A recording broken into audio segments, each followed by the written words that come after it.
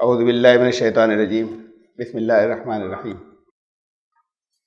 قد افلح المؤمنون، بے شک ایمان لانے والے فلاح پا گئے۔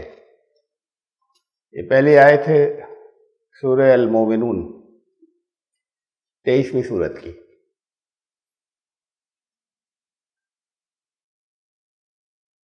پچھلی مرتبہ اس آیت کی بھی تلاوت ہم نے کی تھی 22ویں سورت ختم کر کے، اور کچھ اس سلسلے میں نے مختصر تشریح اس کی تھی پہلی آیت کی۔ فلاح جس کا ترجمہ ہمارے یہاں کامیابی ہوتا ہے، یہ کامیابی لفظ میں بھی جو پرشین کا ہے، کام اور یاب۔ فلاح کسی بغیر کسی محنت کے کسی نے کچھ عطا کر دیا اس کو نہیں کہتے۔ محنت کے نتیجے میں جو پھل ملتا ہے اسے کہتے ہیں فلاح یا کامیابی۔ عربی میں فلاح کسان کو کہتے ہیں۔ کسان کئی مہینے محنت کرتا ہے، اپنی کھیتی پر جاتا ہے، اسے دیکھتا ہے اور خالی ہاتھ گھر واپس آتا ہے۔ وہ خالی ہاتھ نہیں آ رہا، اس کی محنت کا ثمرہ اکٹھا ہو رہا ہے، اور جس دن وہ کھیتی پک کر تیار ہو جاتی ہے، کٹتی ہے، اس دن وہ کامیاب ہوتا ہے۔ اس کے جو نتائج تھے وہ تو لگاتار چل رہے ہیں اس کی محنت کے۔ ایمان لانے والے کامیاب ہو گئے، یعنی جو انہوں نے محنتیں کی تھی اس کا نتیجہ مل گیا۔ نتائج اللہ کے یہاں اس دنیا کے اندر کوئی اچھا ذرہ برابر نیکی کر رہا ہے تو اس کا نتیجہ بھی مرتب ہوتا چلا جا رہا ہے لگاتار، وہ چاہے نظر نہیں آتا ہو، چاہے فوراً سامنے نہیں آتا ہو۔ اور جو فیصلے وہ اپنے لیے ایسے کرتا ہے جو نقصان کے ہیں، اس کا نقصان بھی لگاتار ایکومولیٹ ہو رہا ہے، چاہے وہ فوراً اس وقت ظاہری شکل میں سامنے نہیں آتا ہو۔ تو وہ نتیجے یہاں اس دنیا میں بھی سامنے آتے ہیں،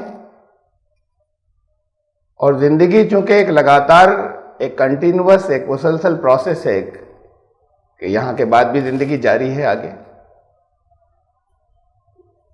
تو اس لیے جو ریزلٹس یہاں بھی آتے رہتے ہیں اور یہاں کے بعد بھی ریزلٹس آئیں گے، وہ ہے فلاح۔ یہاں جتنے مذاہب تھے پرانے،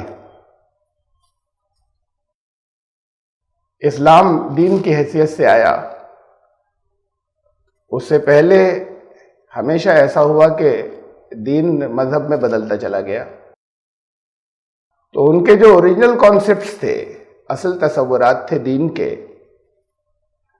ان میں بگاڑ آتا چلا گیا۔ بخشش کا نتیجہ ہوگا کامیابی، کسی بخشش یا عطا کا نتیجہ نہیں ہوگا، کسی کی سفارش کا نتیجہ نہیں ہوگا، کسی کے ہاتھ پکڑ کر لے جانے کا نتیجہ نہیں ہوگا، اپنی محنت کا ہوگا۔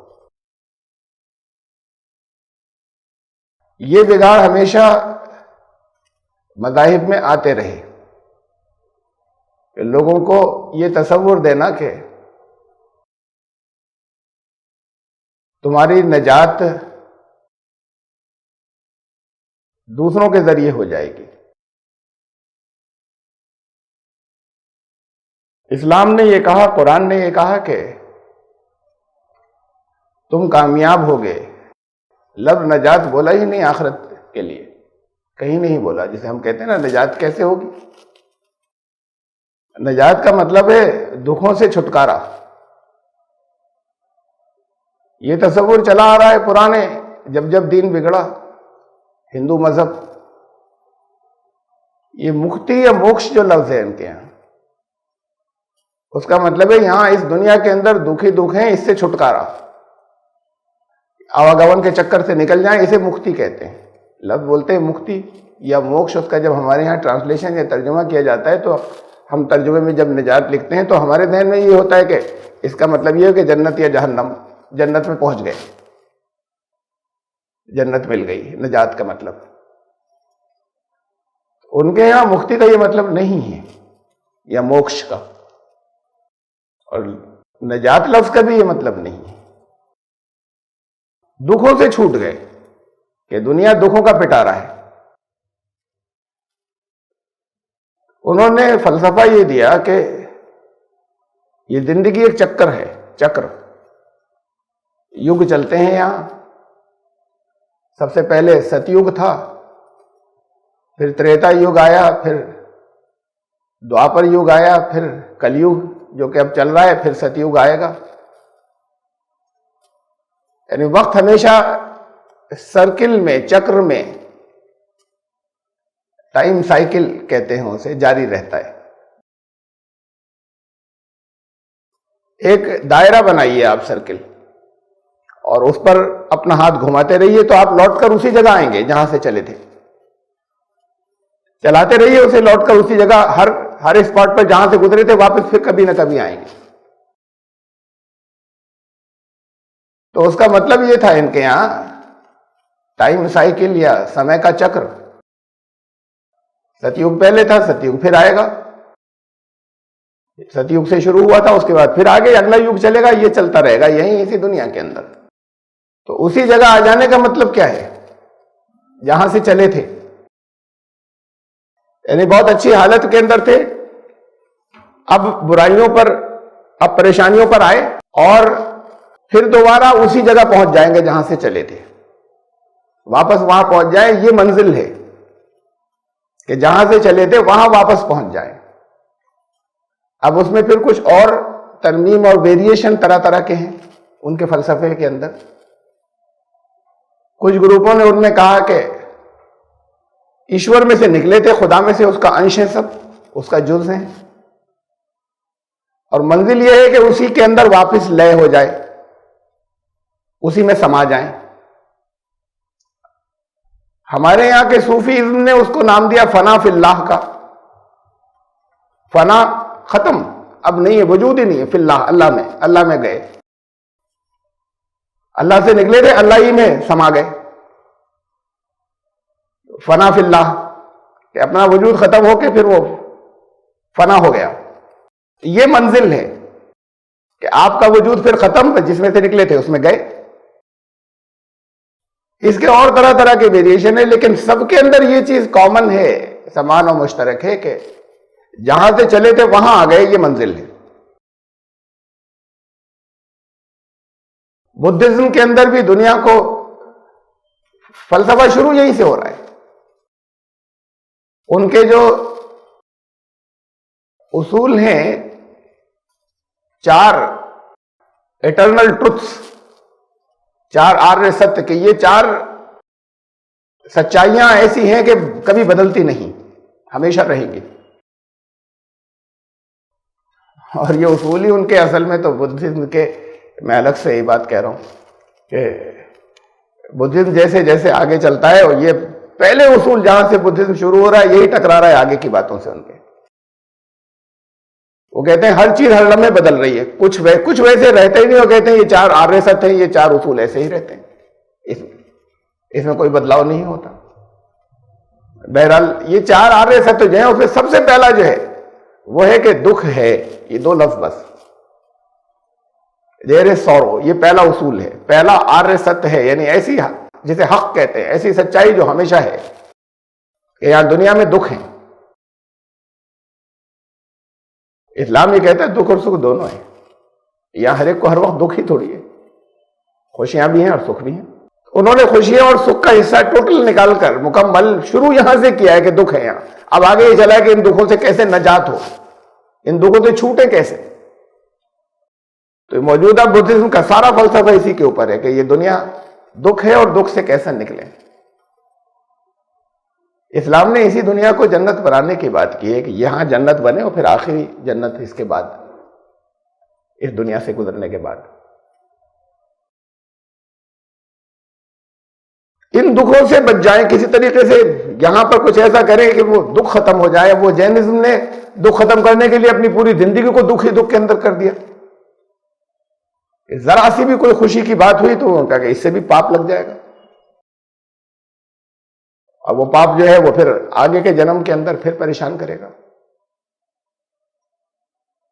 یہی تصور جو ہے، جو اسلام آیا اور اس کے بعد پھر بگڑا، یہاں پر جب اسلام آنے کے بعد وہ دین مذہب بنا تو یہی تصورات یہاں آ گئے، اوریجنل سے بالکل بدل گئے۔ اب تقویٰ کا تصور یہاں یہ ہو گیا کہ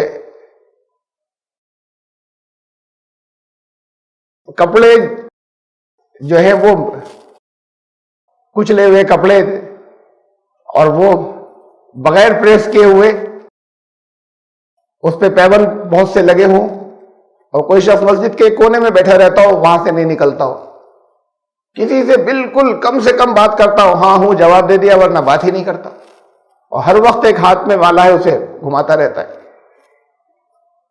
میں نے مالا لفظ اس لیے بولا کہ یہ تسبیح کا یہ مطلب ہی نہیں ہے جسے ہم تسبیح کہتے ہیں، اس لیے میں نے لفظ مالا بول دیا۔ یہ تو زبان کا فرق ہے،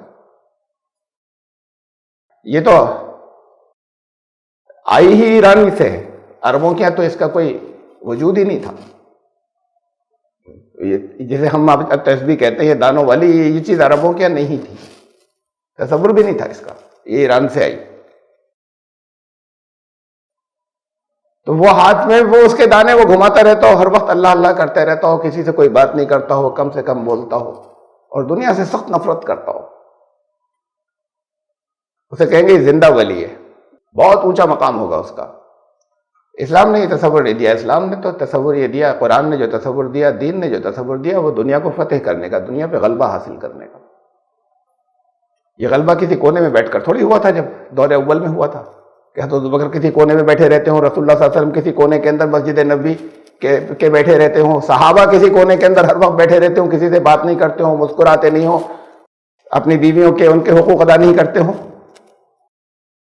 تو جو ہوا تھا، جو دنیا کے اوپر غلبہ، اور دنیا پہ غلبہ 300 سال کے اندر رسول اللہ صلی اللہ علیہ وسلم کے آنے کے بعد دنیا میں غلبہ کسی کا تھا تو مسلمانوں کا تھا۔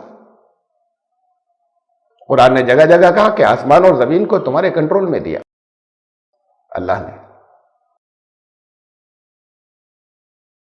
قرآن نے کہا کہ ان سے پوچھو،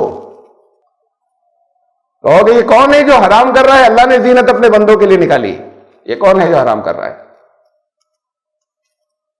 قُلْ هِيَ لِلَّذِينَ آمَنُوا فِي الْحَيَاةِ الدُّنْيَا، ان سے کہو کہ یہ تو ایمان لانے والوں کے لیے بھی ہے، اس دنیا کے اندر تو ایمان لانے والوں کے لیے بھی ہے، جو نہیں ایمان لاتے ان کے لیے بھی ہے، خالصۃ یوم القیامہ، اور قیامت کے دن صرف ایمان لانے والوں کے لیے ہوگی۔ یہاں پر دونوں کے لیے، ایمان لانے والوں کے لیے بھی ہے۔ اچھی جگہ جاؤ، نیکی کی جگہ جاؤ تو اچھے لباس میں جاؤ، یہ مسئلے کچلے میں نہیں۔ آگے خود زینتکم عند کل مسجد، اب مسجد کا مطلب یہ مسجد بھی ہے، اور مسجد کا مطلب ہر وہ جگہ جہاں اللہ کو یاد کیا جائے، اس کے آگے جھکا جائے، اس کے قانون کے آگے زینت اختیار کرو، ہر مسجد کے پاس، ہر مسجد میں جاتے وقت۔ اب ممکن نہیں ہے کسی جگہ پر اگر مزدوری کر رہے ہیں، کھیت میں ہیں، اور پھر فوراً وہاں سے چلے گئے تو بھی جتنا صاف ستھرے ہو سکے اتنا جتنا ممکن ہے، یہ ممکن نہیں کہ گھر جائیں، وہاں پر بھی کوئی اسپیئر اگر کپڑے اچھا ہے کہ رکھ لیں، اسے چینج کر لیں، جائیں پھر آگے بدل لیں، ممکن ہی نہیں ہے تو ٹھیک ہے۔ لیکن برے حلیے کے اندر جیسا اللہ نے دیا ہے، جو کچھ بھی ہے اس کے اندر اپنے پاس ایکسٹرا اکٹھا نہیں کرے، لیکن جیسا اللہ نے دیا ان کی نعمت سے کا شکریہ ادا کرے، اور نعمت کا شکریہ نعمت کا استعمال ہوتا ہے۔ یہ تصور دین کا بالکل بدل گیا۔ ہر نماز کے اندر آپ دعا کرتے ہیں ربنا آتنا فی الدنیا حسنہ وفی الآخرۃ حسنہ، آخرت کا لفظ بات کو، اس لیے کہ دنیا ہے ہی پہلے، آخرت بات کو آئے گی۔ اے ہمارے رب ہمیں اس دنیا کے اندر بھلائیاں دے اور آخرت میں بھی بھلائیاں دیجیے گا۔ تو یہ تصور جو نجات ہے، یہ نجات لفظ آخرت کے لیے آیا ہی نہیں ہے قرآن کے اندر۔ ہم بولتے ہیں، یہ ہماری بولی میں آ گیا ہے کہ نجات مل جائے گی، یہاں کسی بہت پریشانی میں پھنس گئے، اس پریشانی سے نکلنے کو نجات کہتے ہیں۔ کامیابی فلاح یہ نہیں ہے، فلاح نجات نہیں ہے، فلاح ہے کسی کنسٹرکٹیو، کسی کریٹو، کسی سکاراتمک مثبت کام کے لیے محنت کرتے چلے جانا، اور پھر اس کا نتیجہ سامنے آئے گا، اس کا رزلٹ سامنے آئے گا، پھر اس رزلٹ سے فائدہ اٹھانا، لطف اندوز ہونا، یہ فلاح ہے، یہ کامیابی ہے۔ تو اسلام نے تصور ہی نہیں دیا گھوم کر وہیں آ جائیں گے۔ عیسائیت کا بھی یہی ہوا کہ وہاں سے چلے تھے، پہلے آدم اور حوا کو جنت میں رکھا، وہاں ان سے گناہ ہو گیا، اور گناہ پر مرد کو بھی، جو عورت ہے اس نے اکسایا، حوا نے، بہرحال دونوں سے گناہ ہوا، اور پھر اس گناہ کے نتیجے میں انہیں زمین پر بھیج دیا گیا کہ جاؤ، یہاں کے لائق نہیں بچے اب تم۔ تو جب وہ، اس کو کہتے ہیں اوریجنل سن، پیدائشی گناہ، اس گناہ کے ساتھ وہ آئے یہاں پر، ان کی نسل چلی، تو وہ گناہ جو ہے وہ ٹرانسفر ہو رہا ہے ہر ایک کے اندر، موروثی طور پر انہیرٹ ہر ایک کر رہا ہے۔ ہر بچہ پیدا ہونے والا پاپی پیدا ہوتا ہے، جیسے بیماریاں جیسے انہیرٹ ہوتی ہیں، کچھ بہت سی بیماریاں کہ باپ سے بچے میں آئے، وہ گناہ بھی ہر ایک کے اندر آتا چلا جا رہا ہے، جو پہلا گناہ آدم نے کیا تھا۔ اور پھر اس گناہ سے بچنے کا کوئی اپنے عمل کے ذریعے راستہ ہی نہیں ہے، اچھے سے اچھے عمل کرنے وہ گناہ نہیں جائے گا، وہ تو ہیریڈیٹری ہے۔ وہ گناہ تو صرف پھر خدا نے ایک طریقہ نکالا کہ اس گناہ کو کیسے نکالا جائے، اس سے پاک لوگوں کو کیسے کیا جائے، تو اپنے اکلوتے بیٹے کو بھیج دیا دنیا میں، اور اس نے باقی سب کی سزا اپنے اوپر لے لی، اور وہ صلیب پر چڑھ گیا۔ اب جو اس عقیدے کو مانے گا، اس کا وہ گناہ دھلے گا، جو پیدائش سے اس کے ساتھ لگا ہوا تھا، وہ کسی عمل سے دھل ہی نہیں سکتا۔ تو پھر وہ اوریجنل اسی جگہ پہنچ جائے گا جہاں سے چلا تھا، جنت کے لائق ہو جائے گا، ورنہ جنت میں نہیں جا سکتا۔ تو یہ تصور بھی پھر عیسائیت کا، جب حضرت عیسیٰ علیہ السلام کی تعلیمات بگڑی تھی، یہ سارے جو نجات کے تصور ہیں کہ جہاں سے چلے تھے وہیں آ گئے، یہ چکر، سائیکل۔ جب بھی آپ کسی چکر میں چلیں گے تو انہی اسپاٹس سے گزرتے چلے جائیں گے ہمیشہ، ایٹرنیٹی، فار ایور۔ اسلام نے تو قرآن آیا، اس نے آپ کو جو قرآن دیا، آپ جب قرآن شریف کی تلاوت کریں تو بالکل شروع ہی میں اس تصور کو ختم کر دیا کہ یہ ٹائم، یہ سمے، یا یہ وقت چکر نہیں ہے، سائیکل نہیں ہے۔ اہدنا الصراط المستقیم، صراط مستقیم، سیدھا راستہ، اسٹریٹ لائن۔ اسٹریٹ لائن چکر نہیں ہوتی، سرکل نہیں ہوتا، اسٹریٹ لائن سیدھا راستہ۔ اب یہ وقت واپس نہیں آئے گا، جب وقت چل رہا ہے تو یہ کسی جگہ جب سائیکل ہوگا تو گھوم کر واپس آئے گا، اور پھر جہاں سے چلے تھے وہیں تھوڑی، پھر اس کے بعد اسی جگہ جائے گا جب چلتا رہے گا کہ جہاں خرابیاں تھیں۔ تو پھر یہ برہما کماری والے ہیں، ان کا چکر زیادہ آسانی سے سمجھ میں آتا ہے، اس لیے کہ انہوں نے چھوٹا کر دیا ہے۔ وہ آریہ سماجیوں نے کہا کہ اربوں سال کا ہوتا ہے وہ چکر سمے کا، کہ اربوں سال بعد اس جگہ پر آتے ہیں۔ برہما کماری نے کہا کہ 5000 سال، سب کچھ اس دنیا کے اندر 5000 سال کے اندر اندر کا ہے، پھر 5000 سال بعد وہیں سے گزرتے ہیں۔ اب سے 5000 سال پہلے یہی لوگ بیٹھے ہوئے تھے، آپ سب ایسے ہی بیٹھے تھے، میں ایسے ہی بات کر رہا تھا اور یہی الفاظ بول رہا تھا آپ سے 5000 سال پہلے، اور 5000 سال بعد بھی ایسا ہی ہوگا۔ اب اسے دوسرے جو اور فرقوں کے ہندو ہیں وہ سنتے ہیں تو ہنستے ہیں، ہنسنے کی بات نہیں، اگر یہ چکر ہے تو پھر ان کی بات زیادہ ٹھیک ہے۔ سائیکل یا چکر تو جب وہی واپس آتا ہے اسی جگہ، تو پھر وہیں سے گزرو گے، پھر سب کچھ وہی پیش آئے گا جو پہلے پیش آیا تھا۔ تو اگر اسے چکر بنائیں گے تو برہما کماری والوں کی بات زیادہ ٹھیک ہے دوسرے اور ہندوؤں کے مقابلے میں، جس کے اوپر جو لوگ ان کے اوپر ہنستے ہیں کہ بھئی جہاں سے وقت کے جس حصے میں سے ایک وقت گزرے تھے، اب گھوم کر 5000 سال بعد وہیں آ گئے، تو پھر وہی ہوگا کہ سب کچھ بدل کیسے جائے گا؟ اس کا مطلب اگر بدل گیا ہے، لوگ بدل گئے ہیں، مقام بدل گئے ہیں، تو پھر اس جگہ سے گزرے نہیں، پھر وہ سائیکل نہیں تھا، پھر وہ چکر نہیں تھا۔ اسلام نے کہا کہ وقت اسٹریٹ لائن ہے، واپس نہیں آتا، ون وے چلا جا رہا ہے، لوٹ کر نہیں آتا، رکتا بھی نہیں کہیں، اس دنیا سے گزر گیا۔ ہر ایک کی زندگی کا ایک وقت ہے، آگے چل رہا ہے، وہ وقت جسے موت کہتے ہیں وہاں ختم نہیں ہوا، آگے بڑھ گیا۔ موت تو ایک بارڈر ہے، زندگی ادھر بھی ہے، زندگی ادھر بھی ہے۔ لفظ موت گالی نہیں ہے، نہ بے عزتی کی بات ہے، نہ کسی کے لیے کم وقار کی، زندگی تو لگاتار ہے۔ موت کا مطلب تو یہ جسم یہاں پر رک جاتا ہے، اور جو اصل انسان ہے وہ آگے نکل جاتا ہے، ان کو دوسرے جسم ملتے ہیں، برزخی جسم، پھر جنت کے جسم، یا اگر کوئی جہنم کے لائق ہوا تو جہنم کے جسم۔ لیکن اصل انسان جو ہے وہ تو باقی رہتا ہے، وہ ختم نہیں ہوا، فنا نہیں ہوا۔ فرعون بھی زندہ ہے، آل فرعون بھی زندہ ہے، قرآن کہہ رہا ہے سزا مل رہی ہے انہیں، مردے کو سزا تھوڑی ملتی ہے۔ تو موت کا مطلب تو ایک قسم کی زندگی سے نکل کر دوسری قسم کی زندگی میں، ایک دنیا سے دوسری دنیا کے اندر داخلہ ہو گیا، انٹری ہو گئی، موت ہے، زندگی باقی رہی۔ موت سے زندگی کا خاتمہ نہیں ہو رہا، وہ جو جسم تھا وہ جسم ہٹ رہا ہے اور جسم دوسرا آ رہا ہے۔ یہ اسٹریٹ لائن ہے، یہ وقت چلا جا رہا ہے جہاں سے واپسی کسی کی واپسی اس جگہ نہیں ہوگی جہاں پر وہ چند منٹ پہلے تھا، جہاں وہ چند سیکنڈ پہلے تھا، وہاں واپسی نہیں ہوگی۔ یہ ہے فلاح کہ محنت کرتا جائے تو سیدھے راستے پہ چلتا چلا جائے گا۔ محنت اس کے اگر اعمال ایسے کرے گا جو غلط نتیجہ مرتب کریں گے تو کسی اور طرف نکل جائے گا، وہ راستہ جہنم جا رہا ہے۔ صحیح ایفرٹس کرتا چلا جائے سکاراتمک، تو وہ راستہ ادھر نکل جائے گا جو کامیابیوں کا ہے۔ اور وہاں بھی رکیں گے نہیں۔ جنت کا تصور یہ ہے نا کہ اپنے اب وہاں پر بیٹھے ہوئے کسی تخت کے اوپر انجوائے کر رہے ہیں، ہمیشہ سونے چاندی کا اور زمرد کا اور جواہرات گڑے میں ہیں، اس کے اوپر بیٹھے ہیں، کبھی شہد کی اس میں سے کوئی ایک پیالہ نکال کے پی لیا، کسی دودھ کی نہر میں سے پی لیا، منہ کھولا کہا کہ مینگو آ جائے، انناس آ جائے تو کھٹ سے آگے آپ کے پاس۔ بس جنت کا تصور ایسے ہی نا، وہاں بھی ارتقاء لگاتار، بڑھتے چلے جانا۔ عمل ایسے نہیں جیسے یہاں ہے، وہاں کا عمل مختلف ہوگا، کچھ کیسا ہوگا ہم اس کو نہیں سوچ سکتے، یہ ہمارے تصور میں نہیں آ سکتا۔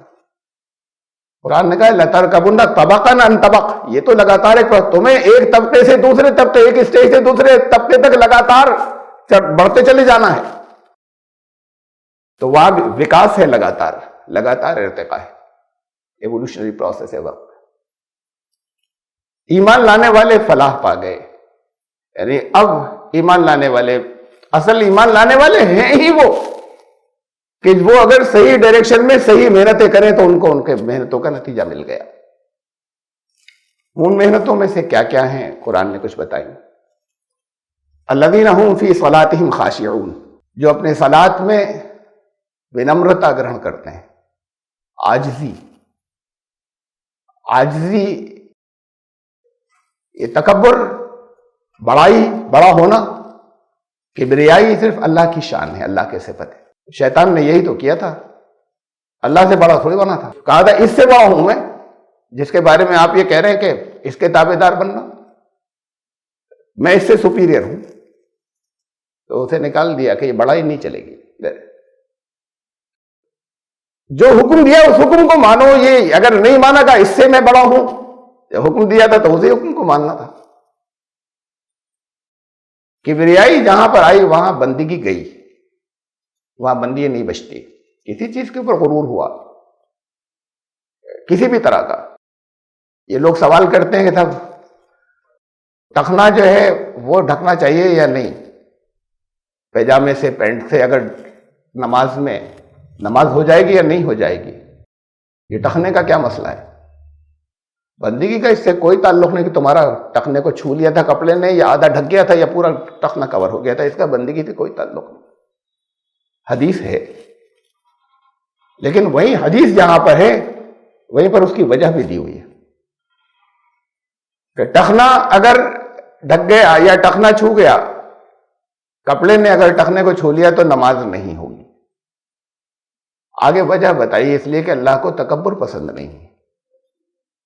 بعض جگہ، بہت سی جگہوں پر یہ حدیث آئی، بعض جگہ یہ اگلا حصہ نہیں ہے، جس کی الگ الگ لوگوں نے روایت کی، ایک نے دوسرے سے سنا کسی کو پوری بات یاد رہی، کسی نے خالی اتنی کہی۔ جہاں پوری بات ہے وہاں مسلم کی حدیث میں کہا، وہاں وجہ بتائی گئی کہ اس لیے نہیں ہوگی کہ اللہ کو تکبر پسند نہیں ہے۔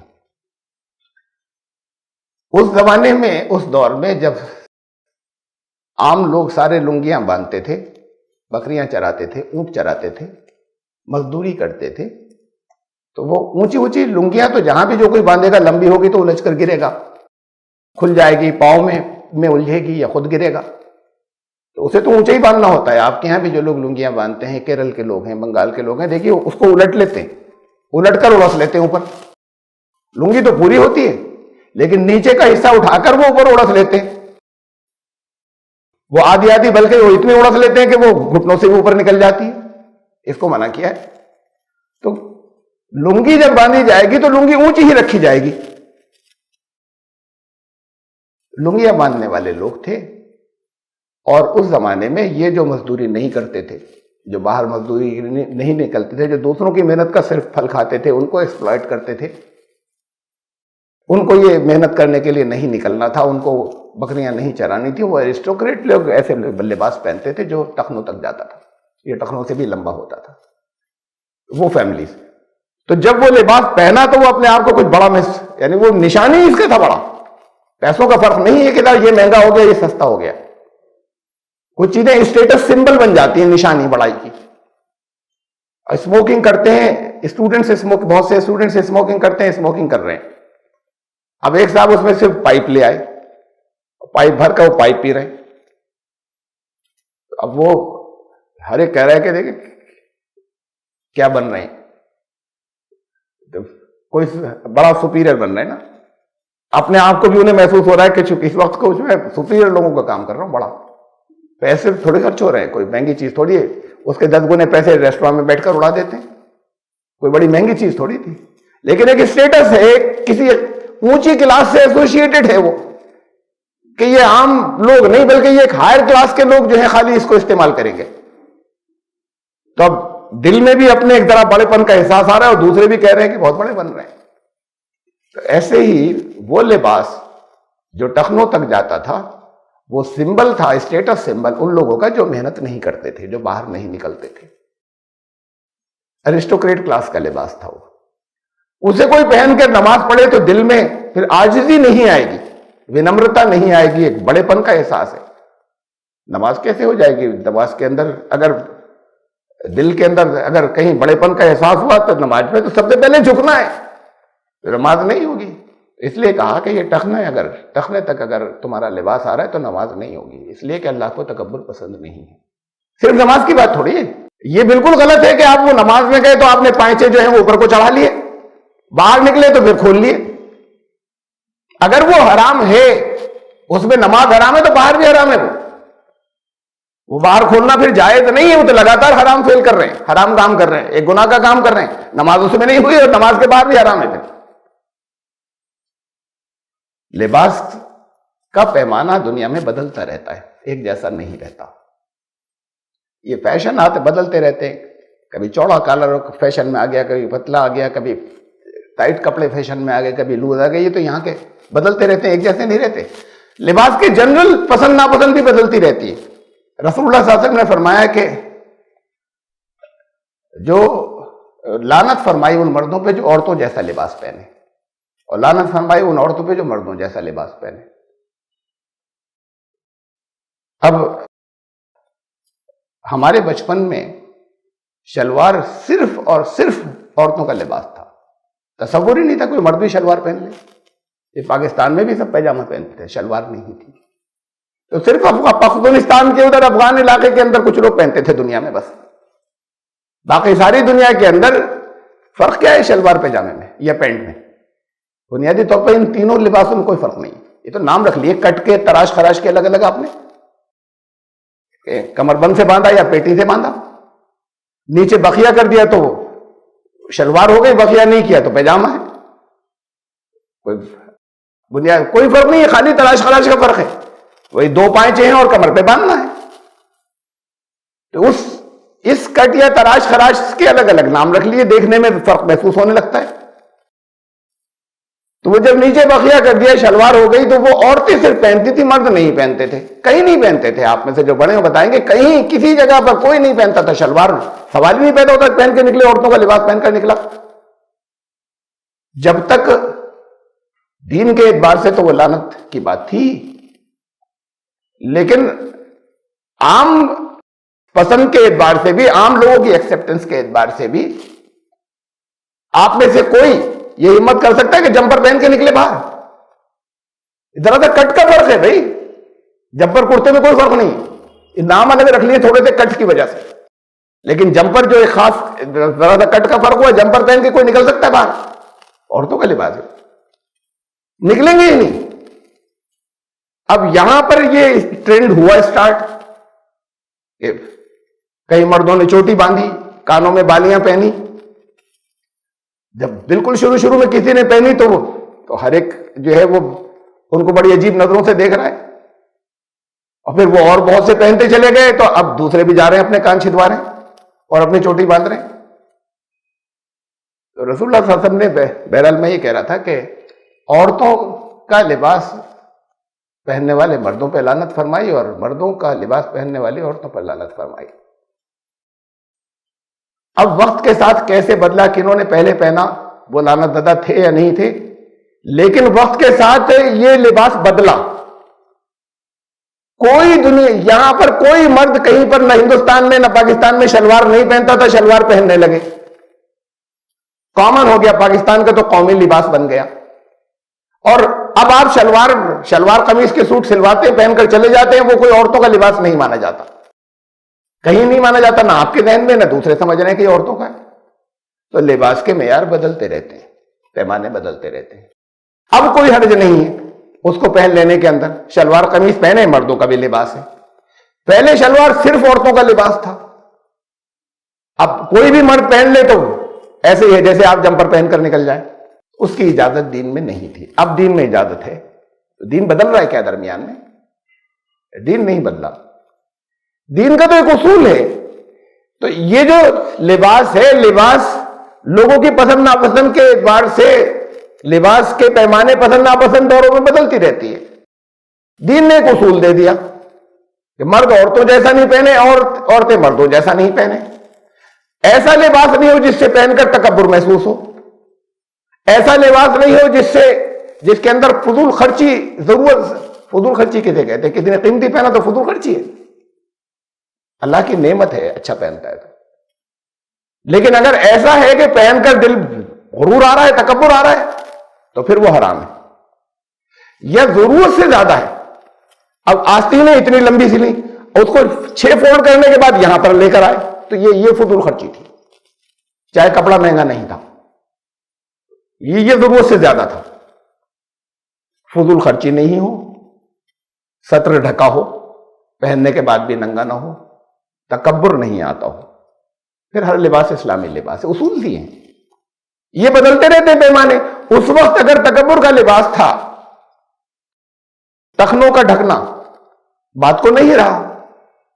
اب آپ جو کپڑے پہنے ہیں اس میں سے جن کے ٹخنے تک وہ کپڑے آ رہے ہیں, ان میں سے کسی کے دل کے اندر کوئی غرور پیدا ہو رہا ہے کہ ہم تو بہت اونچی فیملی سے ہو گئے, اونچے خاندان, اونچی کلاس, اونچی کاسٹ سے ہو گئے, نہ دوسرے دیکھ کر کہہ رہے ہیں کہ جب بڑے اونچے بن رہے ہیں.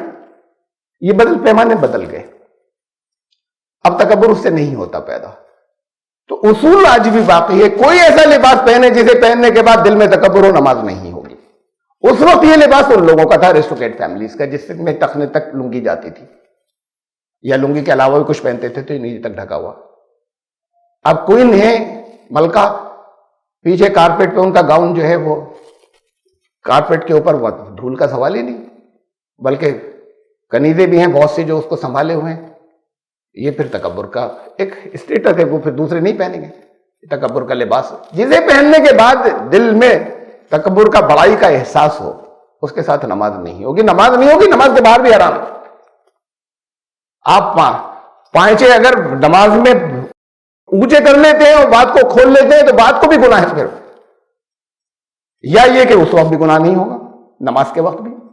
اگر وہ تکبر کا, اللہ کو اس بندگی کو اس بات سے کوئی غرض نہیں, اللہ کو اس بات سے کوئی غرض نہیں کہ یہ اس کا کپڑا ٹخنے کو چھو رہا تھا یا نہیں چھو رہا تھا. اللہ کی موجودگی کا تصور تھا یا نہیں تھا، اس کی بڑائی کا تصور نماز میں تھا یا نہیں تھا، بندہ اور بندی اللہ کے سامنے حاضر ہے یہ تصور تھا یا نہیں تھا، یہ ہے نماز۔ یہ کپڑا کہاں تک چھو رہا ہے کہاں تک نہیں چھو رہا ہے، سطر ڈھکا ہونا چاہیے، زینت کا لباس ہونا چاہیے اچھا، جو بھی ممکن ہو اس وقت فوری طور پر۔ کام سے آ رہے ہیں تو پھر نہیں کر سکتے، کام سے نہیں جا رہے ہیں تو اچھا پہن کر جائیں، بنیان میں بھی ہو جائے گی نماز، سطر ڈھکا ہوا ہے، اوپر سے کرتا نہیں پہنے اوپر سے شرٹ نہیں پہنے، نماز ہو جائے گی۔ لیکن زینت کا نہیں ہوا لباس، کس لیے مکروہ کہتے ہیں؟ بنیان نہیں پہنے تب بھی ہو جائے گی۔ ناف اور گھٹنا اتنا ہے مردوں کا سطر، مردوں کا سطر ناف سے گھٹنے تک، اگر اتنا حصہ کورڈ ہے پھر بھی ہو جائے گی۔ کس لیے مکروہ ہے؟ اس لیے کہ یہ زینت نہیں ہوئی۔ یہ اللہ کے سامنے کس حلیے میں جا رہے ہو؟ جس حلیے میں کہیں پہ جانا پسند نہیں کرتے، کہیں نہیں جا سکتے، یہ زینت نہیں ہوئی۔ زینت کے ساتھ میں اب وہاں پہ جائیں اچھے انداز تیار ہو کے کسی بڑے کے سامنے ہیں، سو پھر عاجزی ہو دل کے اندر، اسے کہتے ہیں خشوع الذین هم فی صلاتہم خاشعون، جو اپنی صلات میں خشوع اختیار کرتے ہیں، عاجزی اختیار کرتے ہیں، بندگی کا انداز ہوتا ہے سر جھکانے کا، جھکے جا رہے ہیں ہم چھوٹے ہیں۔ اور پھر یہ بات، یہ تو میں نے اس نماز کی بات کی، یہ صلات یہاں پر جو لفظ آیا ہے، یہ صلات کہ بہت سے معنی، بہت مرتبہ میں یہ بات رکھ چکا ہوں یہاں، صلات صرف اس نماز کو نہیں کہتے، صلات پورے نظام کا نام ہے، جس کی یہ نمازیں مشق ہیں اس پورے نظام کو بھی صلات کہتے ہیں۔ صلات دعا کو بھی کہتے ہیں، صلات اسے بھی کہتے ہیں جسے آپ لوگ اپنی زبان میں اب درود کہنے لگے، صلات و سلام، یہ درود لفظ چھوڑ دیجیے گا، میں بتا چکا ہوں ایک مرتبہ خود پہ، یہ درود پرشین سے آیا، فارسی زبان سے، اس دور میں شاید کبھی گھسا دیا گیا، اس کے اندر جو بہت سی سازشیں، الفاظ گھسانا بھی سازشیں تھیں، بہت سے الفاظ ہیں ایسے جو الفاظ آپ کے پاس، آپ کی زبان پر لگاتار جاری ہیں، خوب اچھے معنوں کے اندر یہ الفاظ گھسانا کی بھی سازشیں تھیں۔ یہ جس دور کے اندر وہ لوگ عربوں سے بے پناہ نفرت کرتے تھے، اونچی سویلائزیشن تھی، دنیا کی سب سے بڑی تہذیب تھی، اور اس کو انہوں نے فتح کر لیا، ان لوگوں نے جن کے پاس کھانے کو بھی پورا نہیں تھا، اس کو وہ ایک زمانے تک معاف نہیں کر سکے جب تک اسلام قبول نہیں کر لیا۔ بہت سے وہ لوگ بھی جنہوں نے سامنے سے اسلام قبول کر لیا، ان کے دل سے وہ نہیں گئی ہمارے اپنی سپیریورٹی کی، کہ ان عربوں کے تحت آ گئے۔ تو یہ درود لفظ آپ کو نہیں ملے گا حدیث میں جو آپ بولتے ہیں، اور یہ درود لفظ کہیں قرآن میں نہیں ملے گا۔ یہ درود لفظ جو ہے اس کو بولنا چھوڑیے، درود کے اصلی معنی آپ ڈکشنری دیکھیے گا، پرشین ڈکشنری، درود کے معنی جڑ کاٹ دینا۔ یہ لفظ دیا رسول اللہ صلی اللہ علیہ وسلم کے لیے کہ جب ان کا نام آئے تو درود پڑھو، درود ان کی جڑ کاٹو۔ وہ استعمال ہونے لگا، سب بول رہے ہیں۔ بعض اور الفاظ کے بارے میں کبھی کبھی میں نے مشورہ دیا کہ دیکھیے یہ ہے، اس کے اصل معنی یہ ہے، اس معنوں میں استعمال ہوا تھا، مت استعمال کیا کیجیے۔ اس کے اوپر کبھی کبھی لوگ بھڑک جاتے ہیں، اس لیے بھڑک جاتے ہیں، عام لوگ نہیں بھڑکتے، عام لوگ چھوڑ دیتے ہیں۔ کبھی کبھی بعض موقعوں پہ ایسا ہوا ہے کہ کچھ وہ لوگ بھڑک گئے جو علم والے کہلاتے ہیں، لیکن ان کو یہ احساس ہوا کہ یہ کہہ رہا ہے، ہم ہمیشہ سے استعمال کرتے چلے آئے، تو اب ہم کہیں گے کہ ہاں بھائی آج یہ ایک بات آ گئی۔ بات تو یہ ہے کہ دنیا میں کوئی کہے، اگر کوئی چیز ہمیں معلوم نہیں تھی، ایک دوسری زبان کی تھی، اگر ہمارے علم میں نہیں آئی تھی، ہمیں معلوم نہیں تھی، یا ہمارے ذہن کے اندر نہیں آئی تھی، معلوم ہو گیا کہیں یہ غلط تھی، ہم چھوڑ دیں گے۔ اس میں کسی بڑائی کے احساس کی کیا ضرورت ہے؟ بہرحال آپ کو تو میں نے مشورہ دیا، جس کا نہیں دل چاہے مت چھوڑیے گا، کہتے رہیے گا، لیکن اوریجنل معنی اس لفظ کے ہیں جڑ کاٹ دینا۔ صلات لفظ ہے نا عربی کا، وہی نماز کے لیے بولا جاتا ہے، وہی صلات و سلام، یہی اس کے لیے بولا جاتا ہے جسے آپ درود کہتے ہیں عربی میں۔ صلات بھیجیے، رسول اللہ صلی اللہ علیہ وسلم پر سلام بھیجیے، صلات بھیجیے، تو پھر یہ نماز نہیں ہے، نماز بھیجیے نہیں۔ صلات دعا کو بھی کہتے ہیں، صلات رحمت کو بھی کہتے ہیں، رحمت بھیجیے گا، اللہ سے رحمت کی ان کے لیے دعا کیجیے۔ صلات پورے نظام کو بھی کہتے ہیں۔ دیکھیے بعض جگہ میں آپ کو مثالیں دوں، سورہ ابراہیم کی آیت، حضرت ابراہیم علیہ السلام اور حضرت اسماعیل علیہ السلام، حضرت ابراہیم علیہ السلام اپنی اہلیہ اور اپنے صاحبزادے کو دودھ پیتے بچے وہاں چھوڑائے جا کر، جہاں دور دور تک کچھ نہیں اگتا تھا، اللہ کے حکم سے وہاں چھوڑ دیا، کچھ نہیں تھا، کوئی بلڈنگ نہیں تھی، کوئی عمارت نہیں تھی، پانی نہیں تھا، کوئی کنسٹرکشن نہیں تھا، کوئی پیڑ کا سایہ نہیں تھا، جلتی تپتے صحرا کی ریت تھی، وہاں پر چھوڑ کر چل دیے۔ پھر اللہ سے دعا کی، ربنا انی اسکنت من ذریتی، اے ہمارے رب، میں نے اپنی نسل کو بسایا ہے، سکونت دی ہے یہاں کہاں؟ بواد غیر ذی زرع، اس وادی میں جہاں کچھ نہیں اگتا، عند بیتک المحرم، تیرے پاکیزہ گھر کے پاس۔ ربنا لیقیموا الصلاۃ، اے ہمارے رب اس لیے چھوڑا ہے کہ تاکہ یہ صلاۃ قائم کرے۔ یہ تو عراق میں بھی کر سکتے تھے، اس کے لیے وہاں لے جا کے چھوڑنے کی کیا ضرورت تھی؟ اتنا لمبا سفر کر کے بیوی بچے کو وہاں جا کے چھوڑایا ہے ہمارے رب، اس لیے کیا ہے کہ صلاۃ قائم کریں۔ اگر صلاۃ صرف اسی نماز کو کہتے ہیں تو پھر یہ نمازیں تو وہیں کر سکتے تھے قائم، اس کے لیے صحرا میں چھوڑنے کی کیا ضرورت تھی، ریگستان میں چھوڑنے کی جہاں پر؟ تو یہ صرف نماز نہیں ہے کہ نماز قائم، وہ نظام قائم کریں، یہ اس کا مرکز ہے، تیرا گھر جو ہے اس نظام کا، اس کے پاس جا کے چھوڑا ہے تاکہ اس نظام کو قائم کرے جو عدل کا نظام ہے جو آپ نے پسند فرمایا۔ اس لیے وہاں پر لے جا کر بتایا کہ اب یہاں بستی ہو جائے، بتا دیا تھا حضرت۔ جیسے ہی وہاں سے مڑے، پہلے تو نہیں معلوم تھا، لیکن جیسے ہی وہاں سے مڑے چلے تو حضرت جبریل علیہ السلام آئے، یہ حدیث میں ہے، اور انہوں نے کہا کہ اس جگہ بیت اللہ ہے، یہ نہیں کہا تھا کہ بیت اللہ ہوگا، اس جگہ بیت اللہ ہے، اس کی ریکنسٹرکٹ کریں گے، جس کی تعمیر تم اور تمہارا بیٹا کریں گے۔ تو یہ خوشخبری ان کو نہیں ملی تھی، ان کو نہیں معلوم تھا حضرت ہاجرہ کو، لیکن ان کو تو پہلے ہی بتا دیا تھا کہ تعمیر کریں گے بڑے ہو کے، کہ مطلب یہ بچہ مر نہیں جائے گا یہاں۔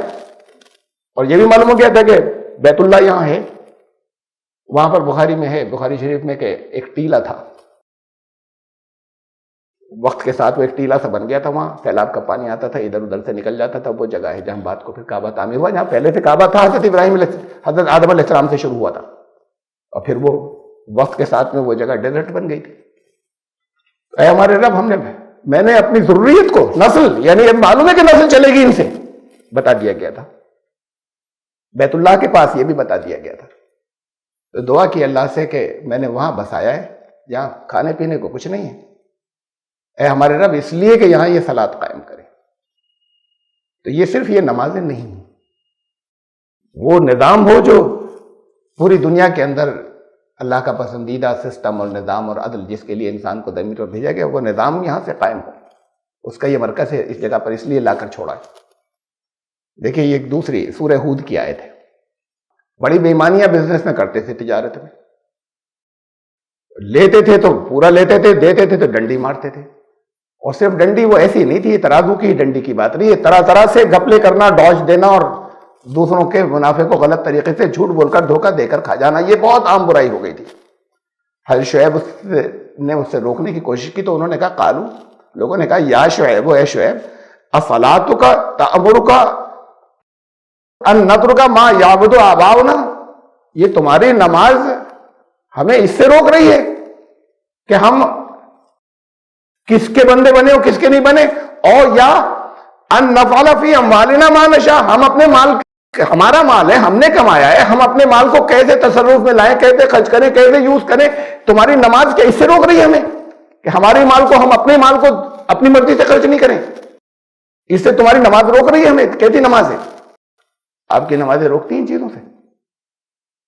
تو نماز تو یہ خالی یہ نماز نہیں تھی، یہ روز کی نمازیں ہوتی ہیں، اس میں آپ کی نماز بھی روکے گی، بشرطے کہ وہ سارا اس کا مطلب معلوم ہو جو اس میں تلاوت ہو رہا ہے، اور وہ سارا جو پورا سسٹم اور پورا نظام دیا گیا ہے وہ اس کے اندر تلاوت ہو رہا ہے، تو وہ آپ کو معلوم ہو کہ کیا کہا جا رہا ہے۔ اس وقت آپ اس حالت کے اندر ہیں کہ پوری توجہ اللہ کی طرف سے، خشوع خاشعون جو آیا تھا اس حالت میں ہے، بے پرواہ نہیں ہے اللہ سے، تو روکے گی۔ لیکن یہ خالی یہ نماز نہیں، یہ نماز تو پھر اسی کی پریکٹس ہے نا، اس نظام کی جو پورا قرآن نے دیا۔ تو کہا، اے شعیب، یہ تمہاری نماز ہمیں ہمارے مال میں ہم کیا کریں کیا نہیں کریں، تو یہ صرف نماز نہیں ہے، تم وہ لے کر آئے ہو، اس صلاۃ کی بات کر رہے ہو، اس سسٹم کی بات کر رہے ہو کہ ہم اپنے مال کو اپنی مرضی سے خرچ نہیں کریں، تو یہ صرف یہ نماز نہیں ہے۔ یہ ایک اور جگہ مثال سورہ نور آیت نمبر 41 41، الم تر ان اللہ یسبح لہ ما فی السماوات والارض، تم دیکھا نہیں تم نے آسمان اور زمین میں جتنے ہیں سب اللہ کے لیے، اللہ کی نے جو ذمہ داریاں دی اس میں تیزی سے لگے ہوئے ہیں. یہ مطلب ہے تسبیح کا، اور جو اصل معنی ہے تسبیح کے عربی زبان کے اندر یہ نہیں ہے.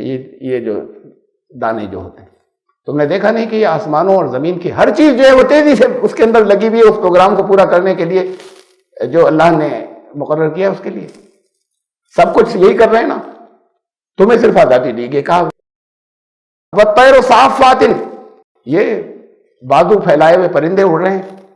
كُلٌّ قَدْ عَلِمَ صَلَاتَهُ وَتَسْبِيحَهُ، ان میں سے ہر ایک جو ہے وہ خوب جانتا ہے، خوب سمجھا ہوا ہے کہ اس کی صلات کیا ہے اور اس کی تسبیح کیا ہے. صلات نماز تھوڑی ہے. ہر پرندہ آسمان و زمین میں ہر چیز جانتا ہے کہ اس کی صلات کیا ہے. تو صلات نماز نہیں ہے. ہر ایک اپنی نماز جانتا ہے، ہر ایک کو کیا ڈیوٹی، کیا اس کا سسٹم ہے، کیا اس کا نظام ہے. ہر ایک کو خوب اچھی طریقے سے علم ہے اور اس کے اوپر لگا ہوا ہے. صرف انسان کو آزادی دی گئی ہے. تو ہر ایک نے اپنی سمجھ رکھی. واللہ علیم بما یفعلون، اور اللہ علم رکھ، تم جو عمل کرتے ہو وہ اللہ خوب جانتا ہے. تمہیں آزادی دی ہوئی، تم بھی اپنی صلات پر لگے ہو نہیں لگے ہو. تو یہ تھا صلات کی بات کہ کون کامیاب ہوئے، کن کی محنتیں پھل لائیں گی. پہلی چیز کہ اس میں وہ پوری اس نظام کے اندر بندگی اختیار کریں. یہ اب آپ نے اگر اپنا قانون اس سے ٹکراتا ہوا بنا لیا جو اللہ کے قانون سے، یہ بھی بندگی سے ہٹ گئے، بڑے ہو گئے. ہمارا سپیریئر تھا، کیسے اس کو ریپلیس کریں گے؟ جبھی تو ریپلیس کریں گے بات کو جب سنشودھن ہوتا ہے، امینڈمنٹ ہوتا ہے کسی لا میں، وہ بہتر سمجھ کر لایا جاتا ہے کہ یہ اچھا ہے. پرانا لا ٹھیک نہیں تھا قانون. اگر اللہ کے قانون سے ٹکراتا ہوا کوئی اور آپ نے بنایا تو اس کا مطلب وہ ٹھیک نہیں تھا، آپ اس سے بہتر لائیں، سنشودھن کر رہے ہیں. یہ عاجزی ختم ہو گئی. خواہش صلات اس کی جو اس کے اندر کبریائی بڑائی ہو گئی کہ ہمارے پاس بہتر قانون ہے. وہ جو اپنی صلات میں خشوع اختیار کرتے ہیں، والذین هم عن اللغو معرضون، لغو سے اعراض کرتے ہیں، یعنی کرنے کا بچ کر نکل جاتے ہیں، اس میں نہیں الجھتے. بیکار باتیں. بہت اونچے درجے پر لے گیا ہے اسلام. زندگی کے اندر انسان کو جو کچھ کرنا ہے اس کی گائیڈنس کے اندر بہت اونچائیوں کے اوپر لے گیا. کسی جگہ ایمان لانے والے فلاح پا گئے، بات کہاں سے شروع ہوئی؟ ان کے عمل پھل لائیں گے جو یہ کریں گے. بیٹھے ہوئے ادھر ادھر گپے ہانک رہے ہیں، ہنس رہے ہیں. روز کا بنایا ہوا ہے کہ روز 2 گھنٹے بیٹھیں گے، روز 2 گھنٹے بیٹھنے کے بعد ہاں وہ ہو رہی. اچھا ہے کبھی آپ مسکرائیے بھی، ہنسیے بھی، کوئی مذاق بھی کر لیجیے، لیکن آپ نے فکس کیا ہوا ہے اپنا، اور فکس کرنے کے علاوہ جہاں ذرا سا ملا کوئی ایسی چیز، لغو کیا چیز ہے؟ بیکار کا کیا مطلب؟ فلاح کے خلاف ہے، وہ ہے بیکار. جہاں محنت پھل لاتی اس کے خلاف ہو. یہ وقت ضائع ہو رہا ہے، پھل نہیں لا رہا. کسی وقت کا، کسی جگہ کا کچھ، کسی وقت کا کوئی انٹرٹینمنٹ، مینٹل انٹرٹینمنٹ وہ بھی ضروری ہے، لیکن وہ اگر ایکسیس ہو جائے ایسے کہ آپ کی زندگی کے اندر روز چل رہا ہے، لگاتار چل رہا ہے، بہت سا حصہ چل رہا ہے، تو کچھ اور کریٹو کام رک رہے ہیں، کچھ اور تعمیری کام جو آپ کے ہونے تھے، جس سے آپ کو آگے جانا تھا، وہ رک رہے ہیں. تو یہ لغو ہے. وہ لغو سے بچ کر نکل جاتے ہیں. اس لیے کہ ایمان لانے والے، فلاح پانے والے، محنت کر کے پھل کو حاصل کرنے والے، کھیتیوں کو جن کی کھیتیاں پکیں گی وہ ہیں جو فضول میں نہیں پڑتے. اس لیے یہ تو نقصان دے گا. کسان اگر جو روزانہ جاتا ہے محنت، ارے وہ 6 دن 1 ہفتہ اپنی کھیتی کے اوپر جائے نہیں کہ ابھی تو ہم نے بیج بو دیا ہے نا، پانی بھی دے دیا، وہ بیٹھا رہے اندر، اس کو روز جانا ہے. میرا تو کھیتی سے دور دور تک کوئی تعلق نہیں رہا. آپ میں سے اور بھی کچھ لوگ ہوں گے جن کا نہیں ہوگا، باقی ہلکا پھلکا تو بہت سے لوگوں کا ہوتا ہے. ہمارے ایک دوست تھے فارمر، ہرمیل سنگھ، وہ اکثر بات کہتے تھے، بہت اچھے دوست تھے، اکثر کہتے تھے کہ سب سے اچھی کھاد کھیت کی. پوچھتے تھے کہ جانتے ہو؟ کہ میں نے کہا بھائی کھاد واد کو تو آپ جانتے ہیں، کھاد میں کیا جانوں. لیکن سب سے اچھی کھاد کھیت کی ہوتی ہے کسان کے تلے کا، پیر کے تلے کی مٹی. یہ بہترین کھاد ہے. جس دن کوئی کام نہیں ہو اس دن وہ چل کر آئے اپنی سب جگہ پر، ہو کر آئے، تو اس کو کسی جگہ ذرا سا بھی کوئی پودا کچھ ہلا ہوا نظر آئے گا، جو دور سے نظر نہیں آتا وہ دیکھ لے گا، اسے ٹھیک کر دے گا. پیر کے تلے کی مٹی جو ہے، یہ سب اس نے کہا یہ ہے بہترین کھاد کسان. وہ روز اس کو چیکنگ کرنی ہے، روز سمجھنا ہے، روز محنت کرنی ہے. وہ بیٹھ جائے کہ یہ تو ہم کر ہی چکے نا، یہ پانی یہ نرائی کر چکے اور پانی دے چکے ہیں، بیٹھے ہوئے اب کاٹنے جائیں گے، تو ممکن ہے کہ آدھی بھی فصل نہ ملے. اس کے بعد وہ اطمینان سے بیٹھ جائے. یہ تھا لغو میں پھنس جائے گا. منزل سامنے ہو، اس کے لیے محنت، اس کے لیے کام کرتے چلے جائیں. جو بھی منزل ہے، جو بھی گول ہے، اس لغو سے بہت بچنے کو کہا ہے. ہر چیز کریٹو ہونی چاہیے، ہر چیز فلاح کی ہونی چاہیے. فلاح جس سے پا جائیں، محنت کر کے جس کا نتیجہ آپ کا اچھا آ جائے. اس سے جس کے اندر یہ محنت نہیں، جس کا کوئی رزلٹ اچھا نکل کر جا رہا ہے، وہ پھر فلاح نہیں ہے. اس سے فلاح نہیں پائیں گے تو پھر وہ سب لغو ہے. دین نے تو اصول یہ دیا کہ وَأَمَّا مَا يَنْفَعُ النَّاسَ فَيَمْكُثُ فِي الْأَرْضِ. اس پوری زمین کے اوپر جو نسل انسانی کے لیے بینیفیشل نہیں ہوتا، فائدہ پہنچانے والا، نسل انسانی مانو ماتر جو انسانیت کے لیے جو بھلا فائدے مند نہیں ہوتا، اسے ہٹا دیا جاتا ہے یہاں سے، زمین پر سے. ڈائناسور ختم ہو گئے، انسانوں کے لیے اچھے نہیں تھے. اور بھی جو چیزیں انسانیت کے لیے اچھی نہیں ہوتی ہیں وہ ہٹا دی جاتی ہیں. قرآن نے اصول دیا. اگر آپ انسانوں کی بھلائی کے نہیں ہیں تو ہٹا دیے جائیں گے. امت اسی لیے لائی گئی تھی، دوسرے لائے جائیں گے. امت اسی لیے لائی تھی.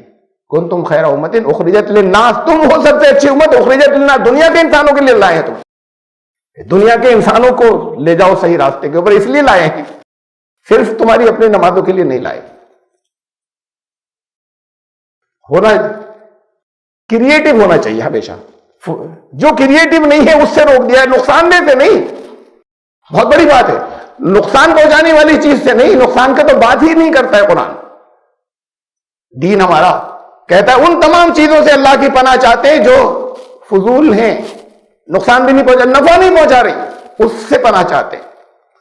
دعا سکھائی اللہم انی اعوذ بک من علم لا ینفع. اے اللہ میں پناہ چاہتا ہوں اس علم سے جو نفع نہیں دے رہا. یہ نہیں کہا کہ جو نقصان دے رہا ہے. نقصان تو خالص شیطانی چیز ہو گئی. جس سے نفع نہیں پہنچ رہا، نفع پہنچنا چاہیے، اس سے پناہ. صرف کریٹو، صرف سکاراتمک، آگے بڑھنا. اس جو چیز آگے لے کر نہیں جا رہی ہے آپ کو، وہ لغو ہے، وہ بیکار ہے. تو فلاح وہ لوگ پائیں گے، کھیتی ان کی پکے گی جو اس فضولیات سے بچیں گے، اس سے بچ کر نکل جائیں گے. اس تمام چیزوں سے جو سکاراتمک نہیں ہے کہ یہ والذین ہم للزکاۃ فاعلون.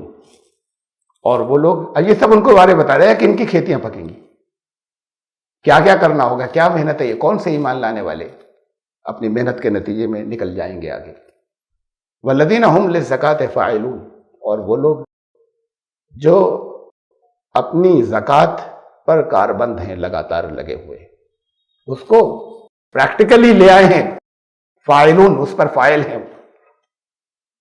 ایک زکوٰۃ بھی جیسے صلاۃ میں نے بتایا تھا نا، صلاۃ کا ایک جامع مفہوم ہے، ایک کمپریہنسو، اور صلاۃ اس نماز کو بھی کہتے ہیں.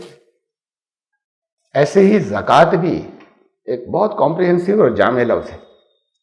زکوٰۃ اسے بھی کہتے ہیں اپنے مال میں سے آپ جو ایک فکس پرسنٹیج ضرورت مندوں کو لازم ہے دینا، جن کو، اسے بھی زکوٰۃ کہتے ہیں. زکوٰۃ یہ عربی زبان کے اندر جس لفظ سے بنا ہے، جو اس کا جو مادہ ہے، زے، کاف اور یہ، اس کے معنی ہیں ایوولوشن، ارتقاء، وکاس. فرمایا کہ زکوٰۃ سے تمہارا ارتقاء ہوگا، تمہارا وکاس ہوگا، اور سود سے بے برکتی ہوگی. سارا سسٹم جو ہے وہ تباہ ہو جائے گا، کولیپس ہو جائے گا. زکوٰۃ اس لیے اس کا نام زکوٰۃ رکھا گیا. دیکھیں قرآن میں قد افلح من تزکا، فلاح پا گیا، وہ فلاح کے ساتھ زکوٰۃ آئی ہے. یہ وہی زکوٰۃ ہے، یہ وہی مادہ ہے. قد افلح، محنت کا نتیجہ اس کو مل جائے گا. من تزکا، جو لگاتار سکاراتمک کام کرتا چلا گیا، اپنے آپ کو ایوالو کرتا چلا گیا، وکست ہوتا چلا گیا، وہ اس کی محنت جو ہے وہ رنگ لائے گی. رکا نہیں، لغو چیزوں میں نہیں پھنسا. تو یہ تو ہے زکوٰۃ.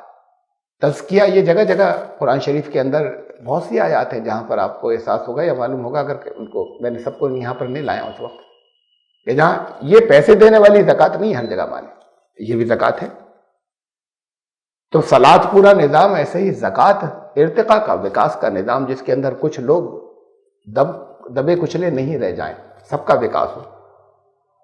ماڈرن مینجمنٹ کا اصول یہ ہے اب کہ پہلے کا اصول یہ تھا امپلائیز کو کم سے کم پیسے دو، بری سے بری جگہ رکھو، اگر ذرا آرام کی کرسی دے دینا تو یہ تو پھر سوئیں گے.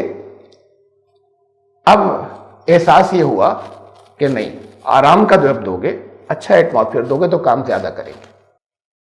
وہ کام کرتے رہے تھکی حالت کے اندر، آؤٹ پٹ نہیں نکلے گا. اچھا دو، کمفرٹیبل انوائرمنٹ دو ان کو جتنا بہتر، یہ ان کے ساتھ میں، امپلائیز کے ساتھ میں. پھر مینجمنٹ کے تو مجھے انہوں نے بتایا، ان کی انڈسٹری تھی، بڑے انڈسٹریلسٹ گجرات کے سنیل ہانڈا صاحب، ان کی انڈسٹری، یہ جتنے آپ کے یہاں پیکیجز، یہ ٹی وی جس کارٹن کے اندر آتا ہے اور فریج جس کارٹن کے اندر آتا ہے، وہ بڑے اور چھوٹے، یہ پورے انڈیا کا اس وقت کی بات، اب مجھے نہیں معلوم، 80% اس پہ جتنی یہ پرنٹنگ سب چھپی ہوتی ہے پورے انڈیا کا، یہ سارے وہ بناتے تھے، وہ پرنٹ کرتے تھے، یہ جتنی بھی کمپنیز کو جاتا ہے بڑی بڑی. تو مجھے انہوں نے بتایا کہ ہم اس انڈسٹری کو ابھی دوسرے لوگ نہیں، ہم ڈیولپ کر رہے ہیں، تو ہم دوسروں کو چھوٹے چھوٹے جتنے ہیں ہم انہیں ٹریننگ دلواتے ہیں، ان کو بزنس بتاتے ہیں کہ کیسے بڑھے گا بزنس آگے. یہ انہوں نے کہا ہمارے کمپیٹیٹر نہیں بن جائیں گے، یہ جتنا بڑھے گا اتنی اویئرنیس بڑھے گی لوگوں کے اندر کہ ان چیزوں کو یوز کریں، ایسی پیکیجنگ یوز کریں. جتنی انڈسٹری بڑھے گی، اکیلے ہم سے نہیں ہوگا، جتنا یہ آگے بڑھے گا اتنے ہمارے آرڈر بھی بڑھیں گے، یہ بھی ترقی کریں گے. تو وہ دوسرے جتنے جسے لوگ کمپیٹیٹر کہتے ہیں، پہلے کا ماڈرن مینجمنٹ کا اصول تھا کہ دوسروں کو کچل دیں، اب یہ ہے کہ ان کو بھی بڑھائیں آگے. کتنی دکانیں آپ نے یہاں پر دیکھی ہیں، چھوٹے سا مارکیٹ تھا، اب سے 20 سال 50 سال پہلے 3 4 دکانیں ہر چیز کی تھیں، بس اس سے زیادہ نہیں تھی. اب اسی مارکیٹ میں ایک ہی چیز کی، چاہے وہ کرانے کی ہو اور چاہے وہ غلے کی ہو اور چاہے وہ کسی اور چیز کی ہو، وہ سینکڑوں ہزاروں بڑھتی چلی گئی آس پاس. اور جب کوئی بڑھتی ہے تو اگلا سمجھتا ہے کہ یہ ہمیں کھا جائے گا، اس کی انکم کم نہیں ہوتی، یہ بڑھتی چلی جاتی ہے، اس کی بھی بڑھتی ہے، ان کی بھی بڑھتی ہے، دوسروں کی بھی بڑھتی ہے، یہ جو آتے چلے جاتے ہیں. صرف میں اکیلا رہوں وہ ایک خاص لمٹ تک جاتا ہے، اس سے آگے بڑھ نہیں سکتا. اگر آگے جانا ہے پوری، تو جب لوگوں کی جنرل سب کی معاشی حالت بہتر ہوگی تب اوپر بڑھیں گے ان کے پاس، ورنہ کیپٹل ہی نہیں ہوگا، مارکیٹ میں نہیں آئیں گے، آپ دکان لے کر بیٹھے رہو. اور سب کے پاس، لوگوں کے پاس وہی پیسہ کہاں سے چلتا ہے؟ کسان سے چلتا ہے. کراپ ختم ہو گئی، دکاندار بیٹھے ہاتھ پہ ہاتھ رکھے بیٹھے رہیں گے، اس لیے کہ وہ پوری اکانومی کو متاثر کرتا ہے. وہ جو کھیتی نہیں کرتے ان کے پاس بھی پیسے کم ہو جاتے ہیں، وہاں کھیتیاں خراب ہونے سے مہنگائیاں بڑھ جاتی ہیں، تو وہ کچھ چیزیں خریدنا کم کر دیتے ہیں کہ یہ سب فضول خرچی جو عام حالات میں جا کے خرید لاتے تھے. یہ تو سب کو ساتھ میں لے کر چلنا، یہ ہے اصل میں ترقی کا راستہ. اس میں کچھ لوگ زیادہ صلاحیتیں ہوں گے، زیادہ اوپر ہوں گے، لیکن دوسروں کو کچلا نہیں رہنے دیں. یہ ہے نظام جو قرآن نے دیا تھا. فلاح جو ایوالو، اس لیے یہ زکوٰۃ لفظ جو ہے، یہ ان کو، ہم دوسروں کو بھوکا نہیں رہنے دیں، ان کو بھی ساتھ میں لے کر چلنا ہے. کچھ لوگوں کے پاس زیادہ ہے لیکن ان کے پاس جو ضرورت کی چیزیں وہ تو ہونا، ایسا نہیں ہو کہ جو کم سے کم ضرورت کی چیزیں تھی وہ بھی کسی کے پاس نہیں ہو تو وہ پیسے دیں، انہیں زکوٰۃ ہوئی. زکوٰۃ جو ہے وہ ٹوٹل ایوولوشن، وکاس، سکارت کاموں کے ذریعے. تو ایسے ہی تمہارا وہ نظام، صلاۃ کا نظام قائم کرنا، اس میں بڑے بننا، تکبر ہوا تو اس کا مطلب کسی دوسرے کو کچھ لوگے، حقیر سمجھو گے. اور وہ لوگ جو زکوٰۃ پر کاربند ہوں گے اس نظام کے اندر، جس کے اندر پورا سسٹم، کسی ایک کی بات نہیں، جس کے اندر وہ سسٹم ایوالو کرتا چلا جائے، اس کا سسٹم کا، پورے نظام کا وکاس ہوتا چلا جائے، جو اس کے لیے کام کرنے والے ہیں. دیکھیے، للزکوٰۃ فاعلون، زکوٰۃ کے لیے لگاتار لگے ہوئے ہیں. یہ نہیں اپنی زکوٰۃ، وہ جہاں پیسوں والی ہوتی ہے، زکوٰۃ دیتے ہیں، آتوا الزکوٰۃ، جو زکوٰۃ دیتے ہیں، یہ دینے کی بات نہیں آ رہی ہے. تو زکوٰۃ کے بھی ہر جگہ یہ معنی نہیں ہوتے، اور یہ بھی ہیں کہ جو پابندی سے زکوٰۃ ادا کرتے ہیں، وہ اسی آیت کا وہ چھوٹا سا حصہ ہے. اس لیے کہ اسی سلسلے میں آگے جا کے زکوٰۃ کی بات، دینے کی بات آئی ہے. صلاۃ، وہ جو نماز آپ پڑھتے ہیں، اس کی بات آئی آگے جا کے. تو پھر یہ پہلے جو آئی اسے ریپیٹ تھوڑی کیا ہے کہ کون کون لوگ جو ہے وہ فلاح پا جائیں گے. تو یہ صلاۃ اور یہ زکوٰۃ یہ جو ہے یہ کمپریہنسو میننگ والی ہیں یہاں پر آیات. آگے چل کے اسی کے اندر 3 آیتوں کے بعد 4 آیتوں کے بعد پھر آیا کہ جو لگاتار نماز پابندی سے ادا کرتے، اپنی زکوٰۃ پابندی سے ادا کرتے ہیں، اسے ورنہ ریپیٹ کرنے کی ضرورت ہی نہیں تھی. کچھ چیزیں بتائیں کہ کن چیزوں سے کامیاب ہو جائیں گے. تو یہ زکوٰۃ یہاں پر یہ جو اب یہاں پر آیا یہ اس کے اپنے کمپریہنسو یا جامع میننگ کے اندر ہے. اور پھر وقت ہو گیا اور آگے جو اور چیزیں بتائیں کیا کیا ہیں اس میں آیت نمبر 5 سے ہم پہ شروع کریں گے. بہت اہم ہے یہ حصہ بھی. والذین هم لفروجہم حافظون، اور وہ جو اپنی شرمگاہوں کی حفاظت کرتے ہیں. آیت نمبر 5 سے زندگی رہی تو آئندہ سورہ مومنون کی انشاءاللہ آئندہ جمعہ کو. سبحان ربک رب العزت